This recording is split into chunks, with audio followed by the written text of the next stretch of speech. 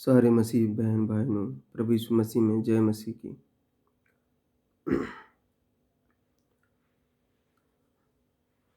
आज हम पढ़ेंगे आज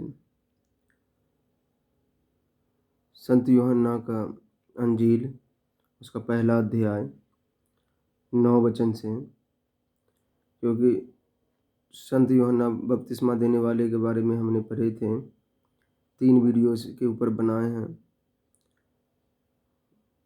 जो इससे पहले आपको मिल जाएगा, भाग 1, भाग 2, भाग 3।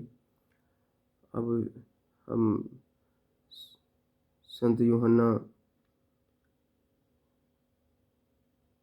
बपतिस्मा देने वाले के बारे में पढ़े थे। अब ये देखेंगे संत यूहन्ना का पुस्तक पहला अध्याय 9वां वचन से। तो 9वां वचन क्या कहता है? यहाँ कहता है, सच्ची ज्योति जो हर एक मनुष्य को प्रकाशित करती है जगत में आने वाली थी। 9वां वचन, संत यूहन्ना पहला अध्याय उसका 9वां वचन। तो यह है परमेश्वर के पुत्र का प्रथम आगमन। वह सच्ची ज्योति था, प्रभु यीशु मसीह वह सच्ची ज्योति था। युगों से अनेक व्यक्ति मार्गदर्शक और उद्धारकर्ता होने का दावा करते आ रहे हैं। युगों युगों से अनेक व्यक्ति जो कहते हैं कि मैं मार्गदर्शक और उद्धारकर्ता होने का दावा करते आ रहे हैं, परंतु यूहन्ना ने जिस व्यक्ति की गवाही दी है, परंतु यूहन्ना बपतिस्मा देने वाला ने जिस व्यक्ति की गवाही दी है वही सच्ची ज्योति था। जिस व्यक्ति की प्रभु यीशु मसीह के बारे में गवाही दी है वही सच्ची ज्योति था। वही सर्वोत्तम और एकमात्र सत्य ज्योति है। वही सर्वशक्तिमान सर्वोत्तम है और एकमात्र सच्ची ज्योति था। सच्ची ज्योति जो हर एक मनुष्य को प्रकाशित करती है जगत में आने वाली थी। सच्ची ज्योति के जगत में आने पर हर एक व्यक्ति को ज्योति प्रदान की गई। इसका अर्थ यह नहीं है कि हर एक व्यक्ति मसीह के संबंध में कुछ भीतरी ज्ञान हासिल कर लिया है। ना ही इसका अर्थ यह है कि सब मनुष्यों ने प्रभु यीशु के बारे में कभी न कभी सुना है, बल्कि इसका अर्थ यह है कि ज्योति सब लोगों पर चमकती है और यह जाति, रंग, राष्ट्र का भेदभाव नहीं करती। बल्कि इसका अर्थ यह है कि ज्योति सब लोगों पर चमकती है और यह जाति, रंग, राष्ट्र भेदभाव नहीं करती। बल्कि इसका अर्थ यह है कि ज्योति सब लोगों पर चमकती और यह जाति, रंग, राष्ट्र का भेदभाव नहीं करती। इसका अर्थ यह भी है कि प्रभु यीशु ने मनुष्य पर उनका वास्तविक चरित्र प्रकट कर दिया है। एक सिद्ध व्यक्ति के रूप में प्रभु यीशु के इस संसार में आने के द्वारा उसने हमें यह दिखा दिया कि शेष मनुष्य कितने असिद्ध हैं। यदि किसी कमरे में अंधकार हो तो हमें फर्नीचरों पर जमी धूल दिखाई नहीं देती, परंतु जब कमरे में प्रकाश लाया जाता है तो वह कमरा वैसा ही दिखाई देने लगता है जैसा कि वह वास्तव में है। इसलिए इसी प्रकार से सच्ची ज्योति का चमकना मनुष्य पर प्रकट कर देता है कि मनुष्य वास्तव में क्या है। मतलब भाव यह है कि जब प्रभु यीशु मसीह जगत में आया तो प्रभु यीशु मसीह का जो ज्योति हर मनुष्य पर चमका, तो उसको जो प्रभु यीशु मसीह ने पवित्र और सिद्ध जीवन जिया, तो उसको हर एक इंसान का प्रभु यीशु मसीह के ऊपर जब ज्योति चमकता है तो अपने आप को उसको पता लग जाता है कि मैं पाप से भरा हुआ हूँ, मेरे अंदर मिट्टी कट्टा जमा हुआ, धूल जमा हुआ है। क्योंकि पहले उसको नहीं पता चलता था, और जब परमेश्वर की ज्योति उसके ऊपर चमका तो उसको पता लग जाता, क्योंकि वो अंधेरे में चलता जा रहा था, जिसे पता ही नहीं था कि हम किधर को जा रहे हैं, अनंत विनाश की तरफ। जब प्रभु यीशु मसीह का ज्योति चमका, सर्वशक्तिमान प्रभु परमेश्वर का ज्योति चमका उसके ऊपर, तो उसको पता लग गया कि जो मैं कर रहा हूँ, जो मैं चल रहा हूँ, वो चलना मेरा गलत है, मेरा सोचना गलत है, मेरा काम करना गलत है, मेरा उठना गलत है, मेरा बैठना गलत है। सब उसको अपने आप को पता लग जाता है कि हमारे ऊपर धूल मिट्टी कट्टा कि जमा हुआ है। तो मेरे भाइयों बहनों, प्रभु यीशु मसीह की ज्योति कितना जरूरी है हमारे जीवन के लिए, एक आत्मिक जीवन जीने के लिए। इसलिए ज़्यादा तो ज़्यादा बाइबल पढ़ा करिए, तो प्रभु का ज्योति आपके ऊपर चमकेगा। 10वां वचन कहता है, वह जगत में था और जगत उसके द्वारा उत्पन्न हुआ और जगत ने उसे नहीं पहचाना। बेतलहम में जन्म लेने के समय से उसके स्वर्ग वापस लौटने तक वह उसी जगत में था जिसमें आज हम रहते हैं। उसने सारे संसार को अस्तित्व में लाया और वह इसका स्वामी होने का पूरा अधिकार रखता है। उसे सृष्टिकर्ता के रूप में स्वीकार करने के बजाय मनुष्य ने सोचा कि वह भी उन्हीं के समान एक असाधारण मनुष्य मात्र है। उन्होंने उसके साथ एक परदेशी और बहिष्कृत व्यक्ति के समान व्यवहार किया। तो प्रभु यीशु मसीह, जब हम कुलुस्सियों का पुस्तक पहला अध्याय उसका 15-16 वचन पढ़ते हैं तो वहाँ देखते हैं क्या कि सब कुछ मसीह के अंदर बना हुआ है। देखी हो चाहे अनदेखी हो, जो हम इस आँख से देखते हैं जो नासवर है और जो इस आँख से हमें दिखाई नहीं देता जो अनदेखी है, सब मसीह के अंदर बना हुआ है। और सारी कायनात, सारी सृष्टि उसके अंदर समाया हुआ, सारी सृष्टि उसके अंदर समाया हुआ है। तो यहाँ भी कहता है वह जगत में था, ऑलरेडी वो जगत में था क्योंकि सारे जगत को अपने अंदर समेटे हुआ है।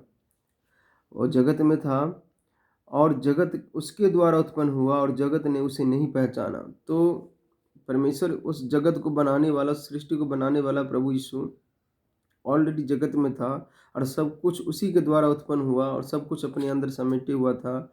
और जब उसने मनुष्य रूप धारण, मनुष्य के पापों के लिए, गुनाहों के लिए मनुष्य रूप मांस और लहू में आया, तो ये जगत का जो सृष्टि था, जो नासवर शरीर था, जिस जगत के लोगों था, उसने सोचा कि ये भी हमारे तरह ही एक दुख भोगी मनुष्य है, हमारे तरह ही है मनुष्य है।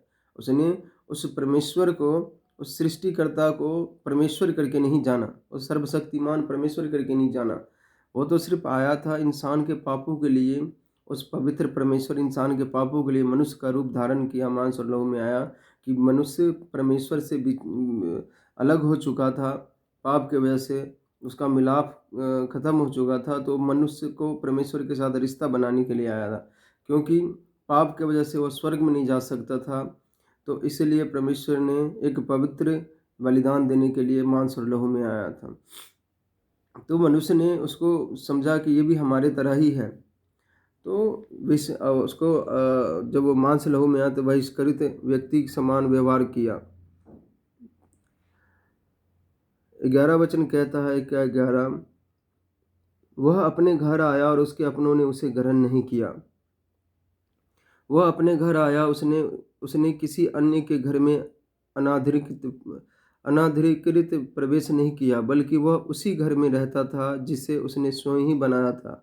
उसके अपनों ने, अपने लोगों ने उसे ग्रहण नहीं किया। सामान्य अर्थ में यह सारे मनुष्य जाति के लिए कहा गया है और यह सत्य है कि लगभग सारी मानव जाति ने उसका तिरस्कार किया, परंतु विशिष्ट अर्थ में यहूदी जाति इस पृथ्वी पर की उसके द्वारा चुनी हुई जाति थी। जब वह संसार में आया तो उसने अपने आप को यहूदियों के सामने एक मसीह के रूप में प्रस्तुत किया, परंतु उन्होंने उसे ग्रहण नहीं किया। हम यहाँ पर देखते हैं कि जहाँ 11 वचन कहता है कि वह अपने घर आया और उसके अपनों ने उसे ग्रहण नहीं किया। तो जो परमेश्वर इस सृष्टि को बनाने वाला, जगत को बनाने वाला, और सब कुछ उसी के अंदर, उसी के द्वारा बना गया था, और वो परमेश्वर को कोई अस्त्र काट नहीं सकता, हवा उड़ा नहीं सकता, पानी गला नहीं सकता, अग्नि जला नहीं सकता, भिगो नहीं सकता पानी। ऐसे परमेश्वर, सर्वशक्तिमान परमेश्वर, जो आत्मा के रूप में मौजूद था, जो हर जगह मौजूद, कायम दायम रहने वाला था, और उसने सारी सृष्टि को अपने अंदर बनाया है, वो परमेश्वर अपने घर आया, मांस और लहू में, शरीर में जब आया, तो उसके अपनों ने उसे नहीं ग्रहण किया। जिस सृष्टि को उसने बनाया था, जिस मानव जाति को बनाया था, उसने मिट्टी से बनाया था, जिस सृष्टि को उसने उत्पन्न किया, अपने बेटे बेटी बनाया कि वो हमारी महिमा करे, और वो जब मांस लहू में आया इस धरती, तो उसके अपने बेटे बेटी ने, जैसे हम लोग थे, जैसे इस संसार का पूरे मानव जाति जो एक आदम बाबा से उत्पन्न हुआ, परमेश्वर ने सिर्फ इस दो ही जाति बनाया, स्त्री और पुरुष करके। और परमेश्वर ने कोई धर्म नहीं बनाया, कोई संस्था नहीं बनाया, सिर्फ दो जाति बनाया, स्त्री और पुरुष करके। और उसी को प्रभु ने बोला कि तुम दोनों एक तन हो गए और तुम्हारा वंश सारी पृथ्वी पर फैल जाए। जब हम उत्पत्ति का पुस्तक पढ़ते हैं तो और जब उसका वंश पूरे पृथ्वी पर फैल गया तो वो उसके पापों के बलिदान के लिए, कि जिससे उसका परमेश्वर के साथ जब परमेश्वर के खिलाफ पाप किया, तो उससे रिश्ता जब टूट गया परमेश्वर के साथ से, तो उसके पापों के बलिदान के लिए, उसका परमेश्वर के साथ रिश्ता जोड़ने के लिए वो मांस और लहू में आया। तो उसके अपनों बेटे बेटी जो उसने सृष्टि बनाया था, उसने उसे ग्रहण नहीं किया।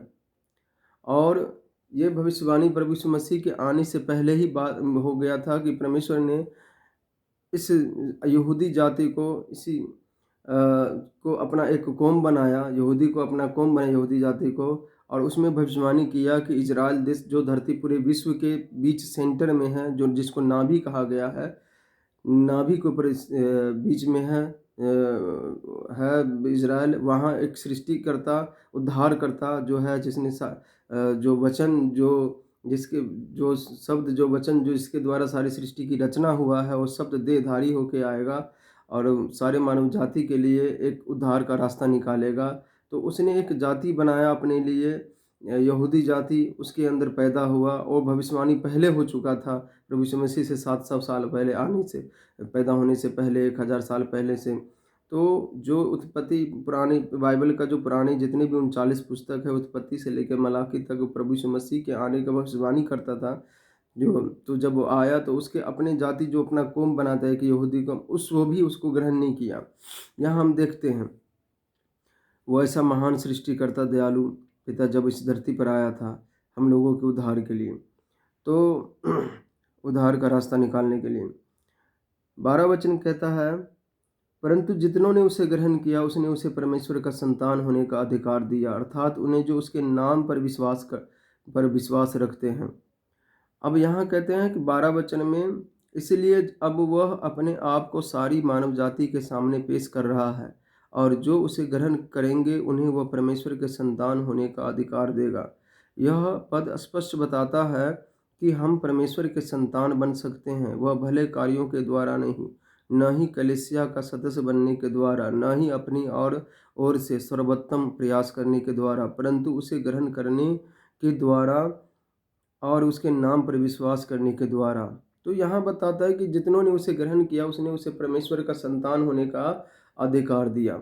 अब प्रभु यीशु मसीह अपने आप को सुसमाचार के द्वारा, उसके जो बेटे बेटी जिसने उसे ग्रहण किया है, उस सुसमाचार के द्वारा सारे मानव जाति के ऊपर, जितनी भी पूरे विश्व में जगत में है, जितनी मानव जाति है, उसके ऊपर प्रकट कर रहा है कि वो अपने सृष्टिकर्ता से रिश्ता जोड़ ले। अब यह है कि जो उसके ऊपर विश्वास करेगा, यहाँ कहते हैं जितनों ने उसे ग्रहण किया उसने उसे परमेश्वर का संतान होने का, वारिस होने का अधिकार दिया। तो संतान होने का सिर्फ उन्हें जो उसके नाम उसके बलिदान पर विश्वास करता है कि हाँ परमेश्वर मनुष्य बना और हम पापी थे और हमारे पापों के लिए वो मारा गया, गाला गया और तीसरे दिन मुर्दों में से जी उठा। वो आज भी जिंदा है और वो आ रहा है अपना राज स्थापित करने के लिए, क्योंकि परमेश्वर ने कहा है मैं जगत के अंत में आऊँगा। जगत की जब इस धरती पर पाप ही पाप होगा, उसने कुछ लक्षण बताया कि इस धरती का अंत का बाइबल में, कि जब इस धरती का अंत होगा, ऐसे ऐसे भविष्यवाणी इसमें बाइबल में बताया है कि जब तुम ऐसे दिन देखो, ऐसा समय देखो, ऐसा जब पूरा होना शुरू हो जाए तो समझ लेना कि ये जगत का अंतिम समय के अंतिम दिन है। तो उस समय मैं आऊँगा और अपना राज 1000 साल का स्थापित करूँगा, जो पवित्रताई का होगा, धार्मिकता का होगा। तो वो सब उस राज में वही प्रवेश करेगा जितनों ने उसे ग्रहण किया। जो प्रभु यीशु मसीह को वो बलिदान पर जो ग्रहण करता है, जो उसको अपना मुक्ति दाता, उसको सृष्टिकर्ता करके ग्रहण करता है, तो वो उस सब राज के अंदर प्रवेश करेगा। वो नहीं जो वो उसको ग्रहण नहीं किया। उस पवित्रताई सिर्फ प्रभु यीशु मसीह के नाम से है, धार्मिकता सिर्फ प्रभु यीशु मसीह ने, क्योंकि रोमियो का पुस्तक 10 अध्याय उसका 3-4 वचन कहता है कि परमेश्वर का धार्मिकता ये है कि परमेश्वर ने प्रभु यीशु मसीह को अपने तक पहुंचने का धार्मिकता बना दिया है। धार्मिकता सब बगैर प्रभु यीशु मसीह के द्वारा कोई भी परमेश्वर का धार्मिकता को प्राप्त नहीं कर सकेगा, फिर उद्धार नहीं प्राप्त कर सकेगा, क्योंकि मनुष्य सृष्टि है। और बाइबल कहता है इब्रानियों 9:27 में कि मनुष्य का एक बार मरना और उसके बाद न्याय होना नियुक्त किया गया है। जितने भी इस संसार में जो माँ बाप से पैदा लिया सृष्टि है, परमेश्वर ने बनाया, उसका न्याय होना है। प्रभु यीशु मसीह ने न्याय करना है। जैसे हम कहते हैं प्रकाशित वाक्य 1 अध्याय उसका 17-18 वचन पढ़ते हैं, तो वहाँ प्रभु कहता है कि मैं मर गया था और देख युगानुयुग जीवता हूँ और मृत्यु और अधोलोक की कुंजी मेरे पास है ना? मैं ही अल्फ़ा और ओमेगा और पहला और आखिरी हूँ। तो न्याय करता प्रभु, जब हम मत्ती का पुस्तक 28 अध्याय पढ़ते हैं तो वहाँ पढ़ते हैं कि प्रभु यीशु मसीह कहता है कि स्वर्ग और पृथ्वी का सारा अधिकार मेरे पास है। और जब हम बाइबल के लास्ट पुस्तक पढ़ते हैं प्रकाशित वाक्य उसका 20 अध्याय उसका 11 से लेकर 15 तक, तो वहाँ प्रभु यीशु मसीह 1000 साल के राज्य के बाद सब मरे हुए का, छोटे बड़े सबका धनी कंगाल सब बड़े मरे हुए का, हर मानव जाति का न्याय करता है। न्याय श्वेत शासन लगता है और हर एक के काम के अनुसार उसका न्याय किया गया है ना। और जो जिसके जीवन के पुस्तक में नाम नहीं पाया गया, जिसने प्रभु यीशु मसीह को उद्धारकर्ता करके ग्रहण नहीं किया, वो सब जो है वहाँ लिखा हुआ मृत्यु और अधोलोक नरक आग की झील में डाला गया। तो प्रभु यीशु मसीह कहता है जितनों ने उसे ग्रहण किया उसने उसे परमेश्वर का संतान होने का अधिकार दिया। अर्थात उन्हें यहाँ जब कहते 13 वचन कि वे न तो लहू से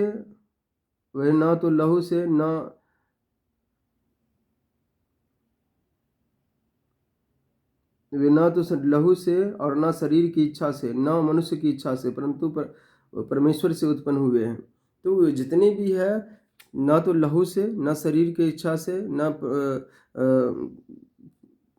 मनुष्य की इच्छा से, परंतु सब परमेश्वर से उत्पन्न हुए। परमेश्वर ने उसके ऊपर प्रकट किया है। परमेश्वर ने उसके ऊपर प्रकट किया है कि प्रभु यीशु मसीह हमारा पुत्र है, हमारा सृष्टिकर्ता। प्रभु यीशु मसीह सृष्टिकर्ता परमेश्वर है, वो परमेश्वर का पुत्र है। जब हम 13 वचन, शारीरिक अर्थ में संतान बनने का अर्थ होता है कि एक व्यक्ति उत्पन्न हो, ऐसा ही परमेश्वर की संतान बनने के मामले में भी होता है। एक व्यक्ति दूसरी बार उत्पन्न हो, या यह नया जन्म या मन फिराव या उद्धार पाना कहलाता है। यह पद 3 तरीके बताता है जिसके द्वारा नया जन्म नहीं होता, और एक ऐसा तरीका बताता है जिसके द्वारा नया जन्म होता है। पहले वह तरीका जिसके द्वारा नया जन्म नहीं होता, न तो लहू से। इसका अर्थ यह है कि एक व्यक्ति के माता पिता मसीही होने के कारण वह स्वतः मसीह नहीं हो सकता। उद्धार माता पिता के द्वारा लहू के माध्यम से बच्चों में नहीं आता, यह शरीर की इच्छा से नहीं। चाहे एक ना तो लहू से मतलब कि अगर किसी का माता पिता मसीह है और वो बच्चे अगर जिसका माता पिता मसीह है और बच्चे उसके द्वारा बच्चे पैदा होता है, तो उस माता पिता के द्वारा उस बच्चे का उद्धार नहीं हो सकता। उस बच्चे जब अपने शाना होगा, जब उसको समझ आता है, तो उसको प्रभु यीशु मसीह को अपना सृष्टिकर्ता उद्धारकर्ता करके ग्रहण करना पड़ेगा, उसको ग्रहण करना पड़ेगा। उसके माता पिता के द्वारा उसका उद्धार नहीं होने वाला, तो उसको खुद उस प्रभु यीशु मसीह को उद्धार करना। क्योंकि यहाँ कहता ना तो लहू से और फिर कहता और न शरीर की इच्छा से, यह शरीर की इच्छा से नहीं। दूसरे शब्दों में एक व्यक्ति के पास उसके शरीर में सामर्थ्य नहीं है कि वह नया जन्म ले सके। यद्यपि वह उद्धार पाने के लिए नया जन्म अवश्य लेना चाहेगा, तो भी उसकी अपनी इच्छा उसे उद्धार दिला पाने के लिए पर्याप्त नहीं है। तो चाहे मनुष्य अपनी कोशिश जितना मर्जी कोशिश भी करेगा कि हम उद्धार प्राप्त कर ले, अपने जितनी मर्जी अकल बुद्धि लगा ले, सियानप लगा ले, तो भी उसके अंदर वो गुण नहीं है, क्योंकि उसके अंदर पाप के लक्षण की वजह से उसके अंदर वो गुण नहीं है कि वो अपने आप को उद्धार करा ले। ना शरीर के द्वारा भी शरीर को जितना मर्जी पुट्ठा सीधा लमका लेबे, जितना मर्जी कष्ट दे देबे कि हम इससे हम उद्धार प्राप्त कर लेंगे, तो भी नहीं वो प्राप्त कर सकता उद्धार। ना शरीर के द्वारा यहाँ कहता है, तो भी नहीं। वो प्रभु यीशु मसीह पर उसको विश्वास करना ही पड़ेगा, क्योंकि वो प्रभु यीशु मसीह अनुग्रह लेके आया। बगैर अनुग्रह का किसी का उद्धार नहीं होता है। तो और इसके बाद न शरीर से अपनी इच्छा से नहीं, न मनुष्य की इच्छा से। यहाँ कहता तीसरा है न मनुष्य की इच्छा से नहीं।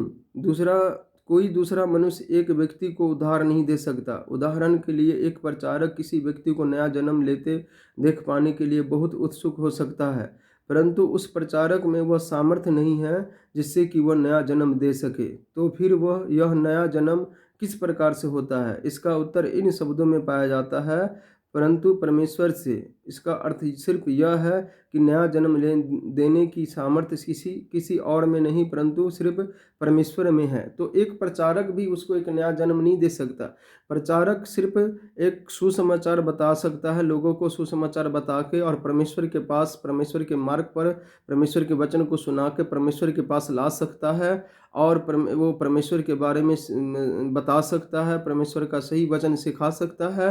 पर उस मनुष्य के ऊपर अपने आप, उस मनुष्य के ऊपर परमेश्वर ने अपने आप को प्रकट करेगा, उसकी बुद्धि को खोलेगा, उसको समझ को खोलेगा और वो मनुष्य अगर परमेश्वर के वचन को स्वीकार कर लेता है, ग्रहण कर लेता है और प्रभु यीशु मसीह के बताए हुए मार्ग पर वो चलने लगता है और पापों को छोड़ देता है और उस पापों को छोड़ देता जो वो पहले पाप में जीवन व्यतीत करता था, जो अपने झूठ प्रेम में, गाली गलौज में, जो है नशा व्यभिचार में, उसको छोड़ देता और परमेश्वर छोड़ने का मतलब ही है कि परमेश्वर एक चीज़ को मान लो कि ये कमरा है, कमरा पूरा एक सामान से भरा हुआ है, एक बाई 10 का कमरा है, तो उसके अंदर एक बेड पहले से लगा हुआ है और हम उस कमरे में एक और बेड लगाना चाहते हैं, तो उस बेड को लगाने वो जो पहले से लगा हुआ बेड वो पुराना हो चुका है और उस पुराने बेड को अब उसमें हम नया बेड लाना चाहते हैं। तो सबसे पहले वो 10 बाई 10 के कमरे में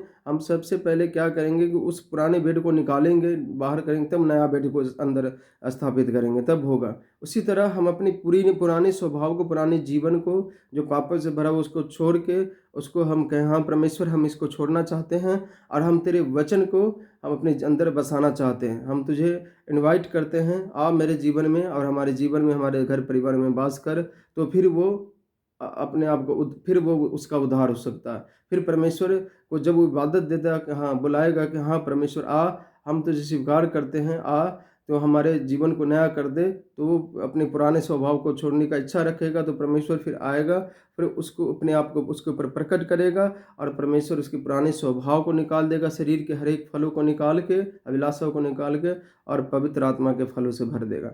तो वो उसके अंदर जो है परमेश्वर का वास हो जाएगा, फिर उसका उद्धार हो सकता है।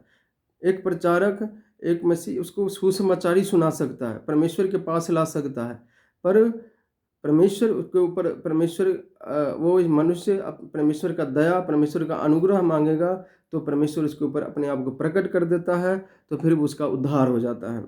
और 14 वचन कहता है, और वचन देहधारी हुआ और अनुग्रह और सच्चाई से परिपूर्ण होकर हमारे बीच में डेरा किया और हमने उसकी ऐसी महिमा देखी जैसे पिता की इकलौते की महिमा। तो ये बहुत बढ़िया वचन है, क्योंकि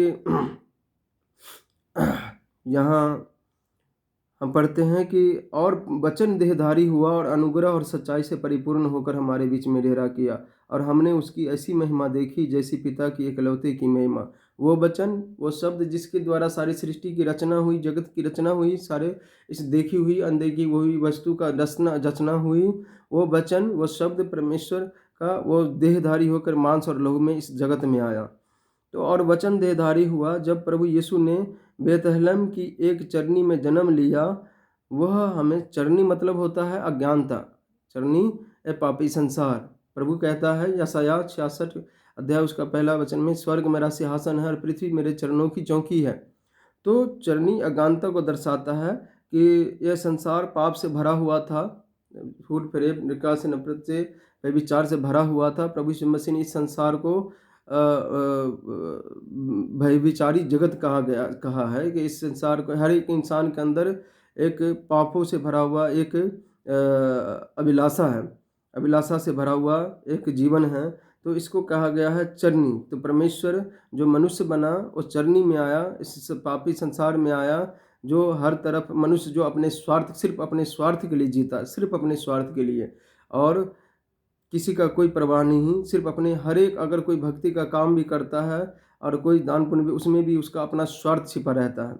तो इसलिए यहाँ कहता है और वचन देहधारी हुआ और जब वह प्रभु यीशु ने बेहतलम की एक चरनी में जन्म लिया, वह हमेशा से ही परमेश्वर के पुत्र के रूप में पिता के साथ स्वर्ग में था, परंतु अब उसने एक मानवीय शरीर में इस संसार में आने का निर्णय लिया। उसने हमारे बीच डेरा किया। वह सिर्फ कुछ ही देर के लिए हमारे सामने प्रकट नहीं हुआ था, कि उसके विषय में कोई भ्रम या गलतफहमी हो। परमेश्वर सचमुच में इस पृथ्वी पर आया और यहाँ एक मनुष्य के रूप में मनुष्य के बीच में रहा। एक मनुष्य के रूप में परमेश्वर सचमुच मनुष्य के रूप में आया मांस और लहू में, और उसके बाद एक मनुष्य के रूप में मनुष्य के बीच में रहा, डेरा किया, वास किया। अर्थ का अर्थ है तंबू बनाकर रहा। डेरा किया इसका अर्थ होता है तंबू बनाकर रहा या अपना तंबू ताना होता है। उसका शरीर वह तंबू था जिसमें वह 33 वर्ष तक मनुष्य के बीच में रहा। 33 वर्ष तक मनुष्य के बीच में रहा। हमने उसकी ऐसी महिमा देखी। बाइबल महिमा का अर्थ है बाइबल में महिमा का अर्थ अक्सर तेज चमक वाली रोशनी होता है जो उस समय देखी जाती है जब परमेश्वर उपस्थित होता है। जब परमेश्वर उपस्थित होता है, इसका अर्थ परमेश्वर की सिद्धता और श्रेष्ठता भी होता है। जब प्रभु यीशु इस संसार में था, उसने अपनी महिमा को मांस के एक शरीर से ढांक कर रखा था। अपनी महिमा को मांस से एक शरीर के रूप में ढांक कर रखा था। उसने अपनी महिमा को मांस के एक शरीर से ढांक कर रखा था, परंतु उसकी महिमा दो तरीकों से प्रकट हुई थी। परंतु प्रभु यीशु मसीह की महिमा दो तरीकों से प्रकट हुई थी। पहला उसकी नैतिक महिमा थी। इससे हमारा तात्पर्य है उसके सिद्ध जीवन और चरित्र का तेज। उसके सिद्ध जीवन और चरित्र का तेज, क्योंकि उसके अंदर कोई पाप नहीं था। उसका चरित्र जब तक रहा इस धरती पर, चरित्र बिल्कुल साफ था। चरित्र का तेज, उसमें कोई भी दाग या दोष नहीं था। बिल्कुल उसमें कोई भी दाग और दोष नहीं था, क्योंकि इस चीज़ को पिलातुस ने खुद साबित किया कि मैं इसके अंदर कोई भी दोष नहीं पाता हूँ। तो जब प्रभु यीशु मसीह को पकड़वाया गया और यहूदियों ने बोला कि इसको क्रूस पर डाल, तो प्रभु यीशु मसीह का वो पिलातुस कहता है कि मैं इसमें कोई भी दोष नहीं पाता हूँ, ये बिल्कुल जो है निर्दोष है, तुमने इसे डाह से पकड़वाया है। तो सिद्ध उसमें कोई भी दाग या दोष नहीं था। वह अपने सारे चाल चलन में सिद्ध था। उसके जीवन में हर एक सद्गुण पूर्ण संतुलन के साथ प्रकट होता था। उसके बाद उसकी महिमा की एक दृश्य चमक थी जो रूपांतरण के पर्वत पर देखी गई। और उसका जब प्रभु यीशु मसीह अपने 3 चेलों के साथ गया, तो उसके एक पहाड़ पर उसका प्रार्थना वक्त में अपना शरीर रूपांतरण हो गया, महिमा में आ गया। रूपांतर के पर्वत पर देखी गई। मत्ती 17 अध्याय उसका 1 और 2 वचन में, उस समय पतरस, याकूब और यूहन्ना ने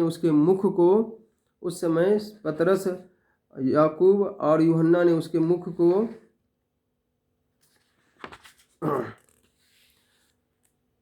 सूर्य के समान चमकते हुए और उसके वस्त्रों को चमकदार प्रकाश के समान चमचमाते देखा था। इन 3 चेलों को उस महिमा की एक पूर्व झलक दिखाई गई जो प्रभु यीशु उस समय धारण किए हुए लोग होगा जब वह 1000 वर्ष तक पृथ्वी पर राज करने के लिए वापस लौटेगा। जब यूहन्ना ने कहा हमने उसकी ऐसी महिमा देखी, तो वह प्राथमिक रूप से निसंदेह प्रभु यीशु की नैतिक सामर्थ्य के बारे में कह रहा था। उसने और दूसरे चेलों ने पृथ्वी पर एक परम सिद्ध जीवन के आश्चर्य कर्म को देखा था, परंतु यह संभव है कि यूहन्ना ने यहाँ पर रूपांतर के पर्वत की घटना को भी शामिल किया है। जिस महिमा को चेलों ने देखा, उस महिमा से उन्हें यह संकेत मिला कि वह सचमुच में परमेश्वर का पुत्र है। प्रभु यीशु पिता का इकलौता पुत्र है, अर्थात मसीह परमेश्वर का अद्वितीय पुत्र है। परमेश्वर के पास उसके समान और कोई दूसरा पुत्र नहीं है। एक अर्थ में सारे सच्चे विश्वासी परमेश्वर के पुत्र है, परंतु प्रभु यीशु इस अर्थ में परमेश्वर का एकमात्र पुत्र है कि उसके दर्ज या उसकी श्रेणी में उसे छोड़ और कोई दूसरा नहीं है।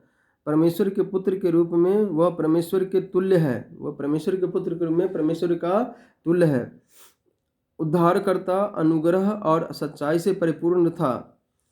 एक और जहाँ वह दूसरों के प्रति ऐसी भलाई का भाव रखता था जिसके वे योग्य नहीं, तो दूसरी ओर वह पूरी तरह से ईमानदार और खरा था और वह कभी भी पाप के लिए कोई बहाना स्वीकार नहीं करता था और न ही बुराई का पक्ष लेता था।